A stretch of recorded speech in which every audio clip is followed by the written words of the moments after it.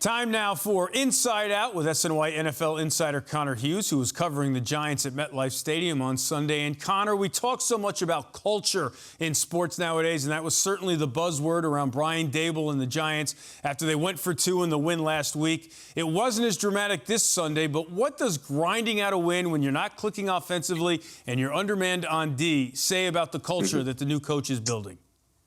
It tells you that Brian Daboll's been a culture changer. You know, this was a Giants team that let's not mince words. They weren't supposed to be good.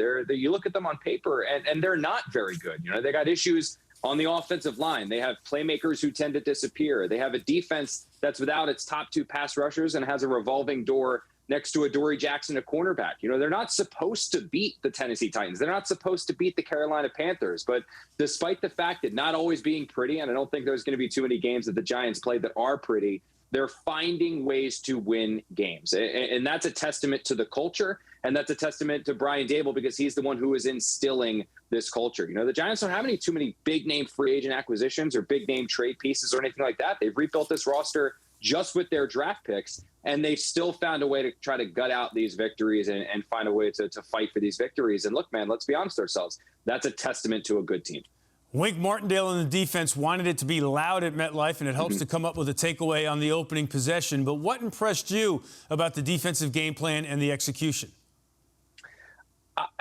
The Panthers, I don't think, are an elite team by any stretch, but they've got some pretty good players. You know, old Jet Robbie Anderson's over there. DJ Moore's over there. Christian McCaffrey, one of the best running backs in the NFL. And I know Baker Mayfield isn't great or probably worthy of the top draft selection that he had just a few years ago, but he's still a competent NFL quarterback. And the Giants were able to shut that offense down for basically 4 quarters, right? They allowed just 1 touchdown, then 3 field goals. And Wink Martindale has done a hell of a job with this defense because, like I said, you know, we talk about what the Giants look like on paper. It's not necessarily pretty, right? I mean, the pass rush should be good, but they're down 2 stars. The secondary is not great. The Giants lost Leonard Williams in this game, but they're still able to go out there, suffocate opposing offenses, and stand on their head when it counts. I think the Panthers, I believe, drove down to the Giants. It was like they're a 13-yard line, 14-yard line, and 20-yard line at different points on Sunday. They came away with 3 field goals on those drives. It's the bend but don't break.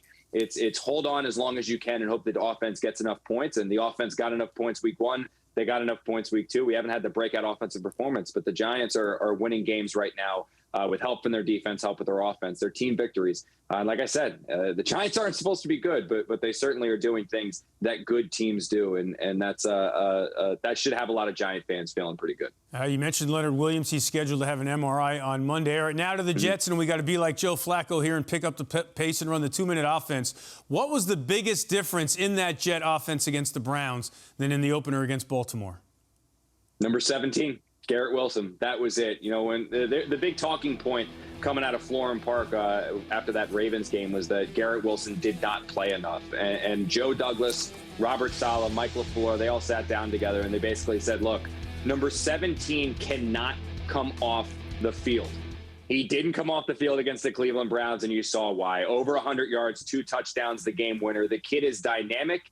He is electric. He is like no one that the Jets have had on this roster in years. They need to get the ball in his hands. They got the ball in his hands against the Cleveland Browns, and you saw what happens when you do. You know, the last couple years for Joe Douglas has been all about acquiring playmakers for the quarterback. You see it with Corey Davis. You see it with Elijah Moore. Now you add someone of Garrett Wilson's talent to the mix. Good times are ahead for the Jets, and it's only going to get better and better and better as the season goes on. Yeah, he did not waste too much time before he made an immediate impact. And this all sets up a big 48 hours of football in this town and at MetLife Stadium next week. Connor Hughes, thanks for joining us here on Geico Sports Night.